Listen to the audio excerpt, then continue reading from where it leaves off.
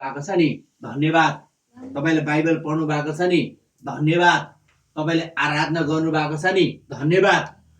तपाईले गरेको प्रार्थना, तपाईले गरेको आराधना, तपाईले पढेको बाइबलमा तपाई बढ्दै बढ्दै बढ्दै बढ्दै जानुहोस्। हालेलुया। तपाईले प्रार्थना गर्नुभयो भइहाल्यो, तपाईले आराधना गर्नुभयो भइहाल्यो, तपाईले बाइबल पढ्नुभयो भइहाल्यो। होइन, प्रार्थना आराधना वचन पढ्दै पढ्दै पढ्दै तपाई अगाडि बढ्दै बढ्दै बढ्दै जानुपर्छ। पढ्दै पढ्दै बढ्दै बढ्दै आराधना गर्दै गर्दै तपाई अझै आराधनामा बढ्नु पर्यो, अझै प्रार्थनामा बढ्नु पर्यो, उपवासमा पनि बढ्नु पर्यो।